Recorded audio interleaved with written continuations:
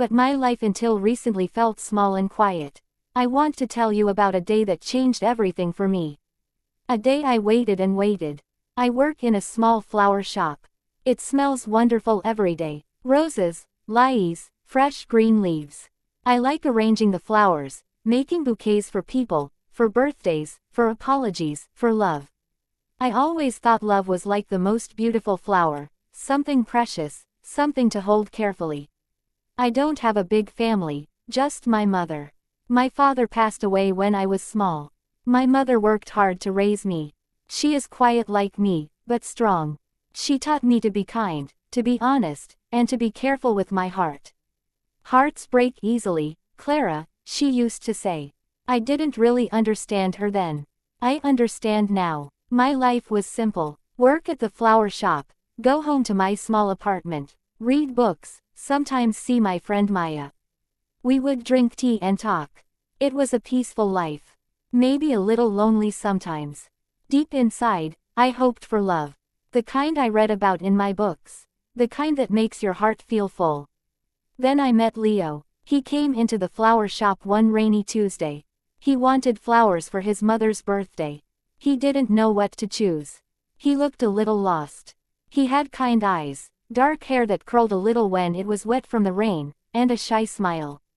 I helped him pick out some bright yellow tulips. Yellow means happiness, I told him. He smiled. A real smile this time. Thank you, he said. My name is Leo. I'm Clara, I replied, feeling my cheeks get warm. He came back the next week just to say thank you. He said his mother loved the tulips. He bought a small plant this time. We talked for a little while about plants, about the rain, about favorite colors. It was easy talking to him. He started coming into the shop often. Sometimes he bought flowers. Sometimes he just came to say hello. We learned more about each other. He worked in construction, building houses. He loved working with his hands. He dreamed of building his own house one day.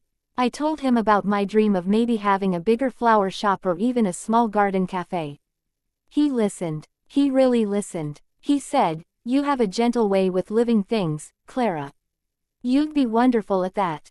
My heart felt happy when I was with him. He made me laugh. He made me feel noticed. Not just the quiet girl at the flower shop.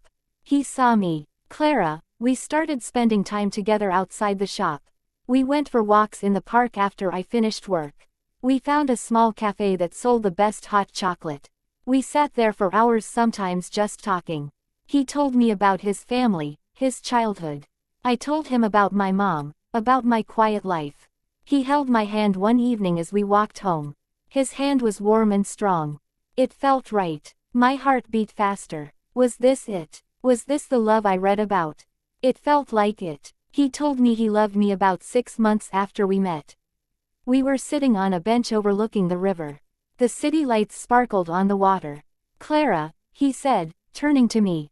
His eyes were serious. I know it hasn't been very long, but I've fallen in love with you, my heart soared. Oh, Leo, I whispered. I love you, too. Those were happy months. The happiest of my life. Everything felt bright, possible. We talked about the future, our future, getting a place together, maybe near the park. He talked about building us a small house one day with a big garden for my flowers. It felt like a dream coming true. Then about 2 months ago, Leo told me he had to go away for a job, a big construction project in another city far away.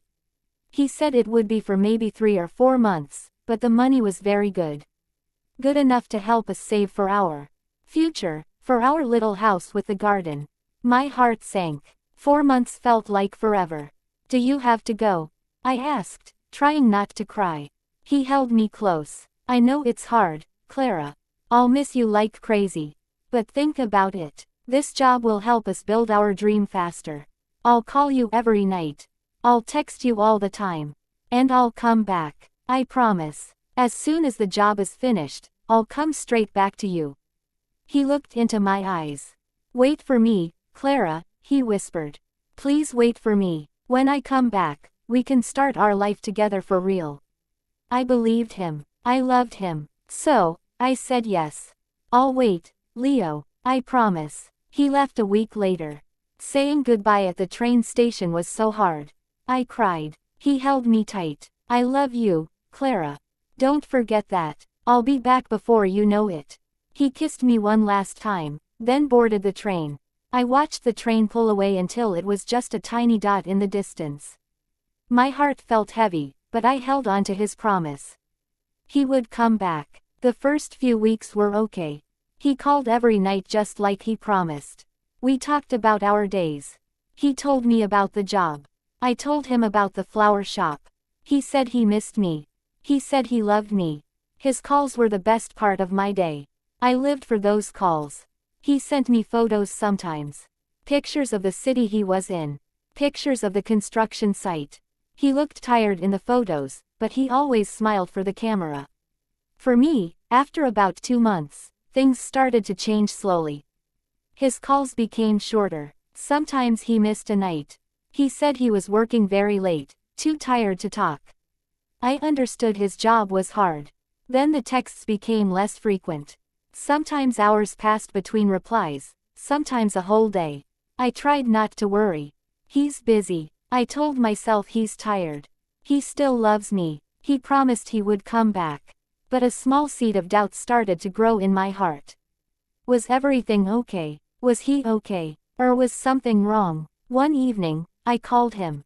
He didn't answer. I called again later. Still no answer. I sent him a text. Leo, is everything all right? Missing your call. Love you. No reply. The next day, silence. All day. No calls. No texts. My worry grew into fear. What happened? Was he hurt? Was he sick? I tried calling his phone again and again, straight to voicemail, every single time. I didn't know anyone else on his job. I didn't have his company's number. I felt completely helpless, just waiting, staring at my silent phone. My mind filled with terrible thoughts. Accidents, hospitals, worse. This silence lasted for 3 days. 3 long agonizing days. I couldn't eat. I couldn't sleep. I felt sick with worry. Maya tried to comfort me. My mom tried to, but nothing helped. Then finally on the 4th day, my phone buzzed. A text message from Leo. My heart leapt. I opened it quickly. My hands were shaking. The message was short, just one sentence. Clara, I'm okay. Need some space. We'll contact you soon. That was it. No, I love you. No explanation. No apology for the silence. Just need some space. We'll contact you soon. Space. Space from what? From me. What did that mean? The relief that he was okay was quickly replaced by confusion and hurt. A deep cold hurt. What was going on? I texted back immediately. Space. Leo, what do you mean? I was so worried. Please call me. No reply. I waited. Hours passed. Nothing. Days passed. Nothing. Complete silence again. It was worse than before. Before I was worried something bad had happened to him. Now I knew he was okay. He just didn't want to talk to me. Why? What had changed? A week later, another text again. Very short. Meet me Friday 3:00 p.m. Oak Tree Bench Park where we used to walk. Need to talk. My heart pounded. Meet him. He wanted to meet me. He wanted to talk. Okay. Maybe. He would explain everything. Maybe it was all a misunderstanding. Maybe he just needed time. Hope flickered inside me again. A tiny, fragile flame. I texted back, okay, Leo, I'll be there. The next few days were agony, waiting for Friday. My mind went back and forth. Maybe he missed me terribly. Maybe he realized he made a mistake being distant. Maybe he was coming back for good. Or maybe he was coming back to end things. The thought made me feel cold. No, he promised. He promised he would come back. He loved me. Friday finally came. It was a gray day. Clouds covered the sky. It looked like it might rain. I finished work early. My hands were trembling as I got ready. I wore the blue dress he liked. I put on a little makeup. I wanted to look nice for him, hopeful. I walked to the park. The old oak tree stood tall near the river. Our bench was empty. It was 10 minutes before 3:00 p.m. I sat down. My heart was beating so fast. I looked around. Every corner of this park held a memory of him. Our walks, our talks, our first I love you. 300 p.m. came. No, Leo. Okay, maybe he's running late. I thought traffic or maybe his train was delayed. Yes, that must be it. 3:15 p.m. Still no Leo. The park was quiet. A few people walked their dogs. An old couple sat on another bench, but no Leo. My hopes started to feel shaky. 3:30 p.m. The sky grew darker. A cold wind started to blow. Still no sign of him. I checked my phone. No messages, no missed calls. My stomach started to hurt. That familiar knot of worry tightening. 3:45 p.m. A drop of rain hit my hand. Then another, then more. Soon, a steady rain was falling. Cold rain. It soaked my hair, my blue dress. People in the park started running for cover. The old couple hurried away under an umbrella, but I didn't move. I couldn't. I just sat there on our bench under our tree waiting. Where was he? Why wasn't he here? Didn't he know I was waiting? Didn't he care? 4:00 p.m. The rain was heavy now. I was completely wet, cold, shivering. But I didn't leave. He said, meet him here. He said he needed to talk. Maybe he was just very late. Maybe something happened on the way. I tried calling his phone again. Straight to voicemail. 4:30 p.m. Still nothing. The park was almost empty now. Just me sitting alone on a wet bench in the pouring rain. Hope was dying, replaced by a cold, hollow feeling. Disappointment, hurt, realization. He wasn't coming. Why did he text me? Why did he ask me to meet him just to leave me waiting here alone in the rain? Was it some kind of cruel joke? Or did something really happen to him? But he texted just days ago saying he was okay. 5:00 p.m. An hour passed the time. 2 hours passed the time. The rain showed no sign of stopping. My clothes were stuck to my skin. I felt frozen inside and out. I finally understood. He wasn't late. He wasn't stuck somewhere. He just wasn't coming. He chose not to come. He chose to leave me here, waiting. Slowly, painfully, I stood up. My legs felt stiff, heavy. I looked at the empty bench. Our bench. Tears mixed with the rain on my face. Why, Leo? Why did you do this? Why did you make promises you didn't keep? Why did you break my heart like this? I started walking home slowly. Each step felt heavy. The rain plastered my hair to my face. People I passed probably stared. The crazy girl walking alone in the pouring rain. I didn't care. I didn't feel anything anymore. Just a vast empty coldness. When I got back to my small apartment, I stood under a hot shower for a long time, trying to wash away the cold, trying to wash away the hurt, but it didn't work. The coldness was inside me now. I never heard from Leo again. Not a call, not a text, not a letter, nothing. He just disappeared from my life like smoke, like he never existed, taking our dreams, our plans, our future with him, leaving me with only questions and a broken heart and the memory of waiting alone in the rain for someone who never came. Before I tell you how I moved on, I want to ask you something. Where are you listening from today? Knowing you are there helps me share this difficult story. Please let me know in the comments. The weeks after that rainy Friday were dark. Very dark. The pain of being left waiting, the confusion, the unanswered questions, they consumed me. Why did he ask me to meet him if he wasn't going to come? Was it cruelty? Was it cowardice? Did something happen to him after he sent the text? My mind kept searching for answers, but there were none. Just silence. Leo's silence. I felt so foolish, sitting on that bench for hours, believing he would come, holding on to hope when there was none left. The embarrassment mixed with the heartbreak, making everything feel worse. I went to work at the flower shop. Arranging flowers felt mechanical. The bright colors seemed dull. The sweet smells felt wrong. How could the world look so normal when my world felt so broken? My boss, Mrs. Peterson, was kind. She knew something was wrong. I didn't tell her the details, just that Leo and I were no longer together. She gave me lighter duties. She told me to take time if I needed it. My mom was worried sick. She wanted me to come stay with her, but I couldn't. I needed my own space, my small, quiet apartment.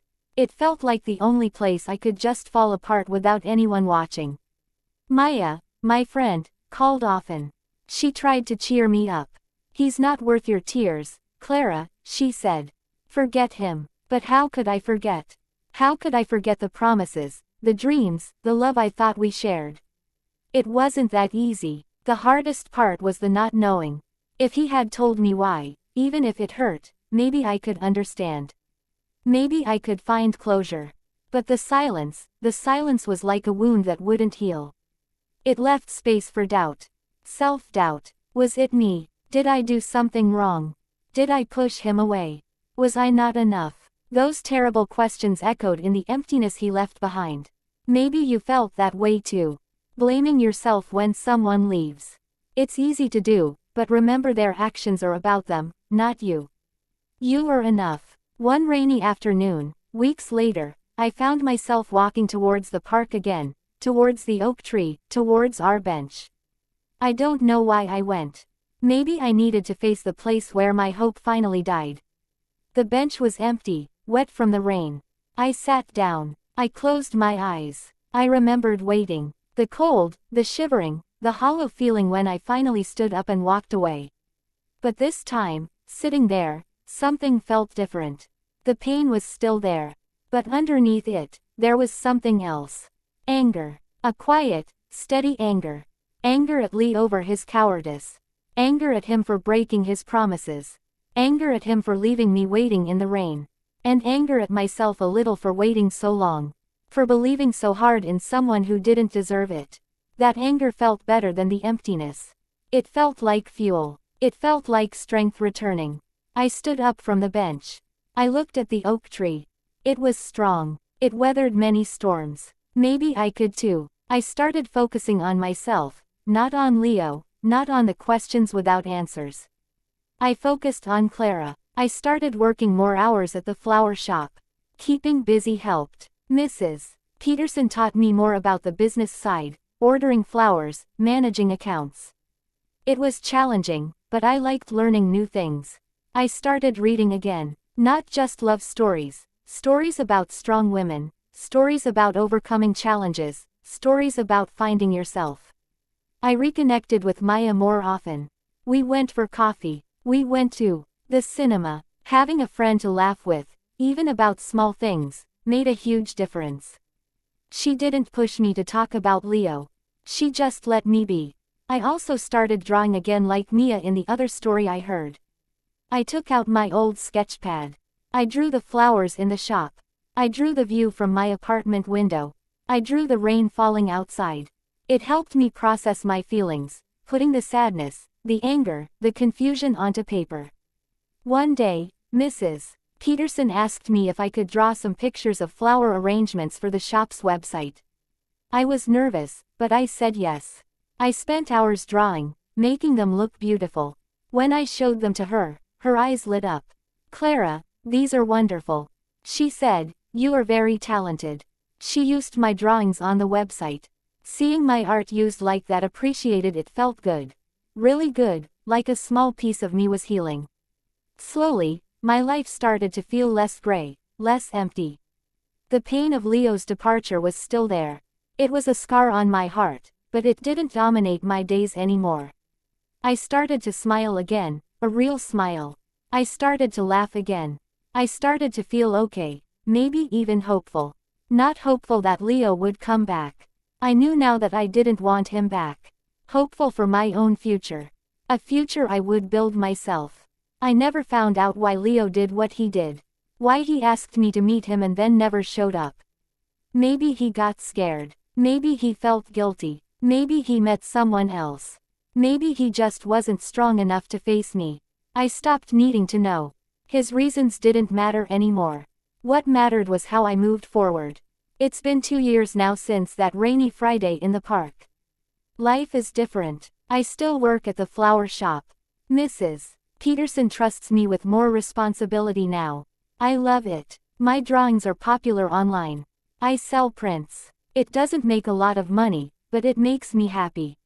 My small apartment feels cozy now, filled with my books, my art, and plants. I still think about Leo sometimes. Not often. And when I do, it doesn't hurt in the same sharp way. It's like remembering a sad movie I once saw. A story about a love that wasn't real. A promise that was broken. The most important lesson I learned is this. You cannot control what other people do. You cannot make someone love you.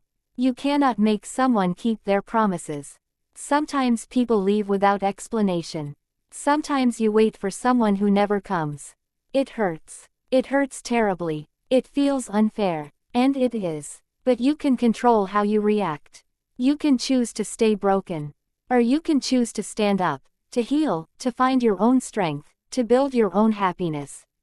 Even when you feel completely alone, even when you are waiting in the rain, you can choose to walk away from the waiting and start walking towards your own future. Maybe you are waiting for someone right now. Maybe you feel lost or heartbroken. Please know that your worth does not depend on someone else showing up. You are strong enough to get through this. It takes time. Be gentle with yourself. Find small joys. Find yourself again. The sun will shine again after the rain.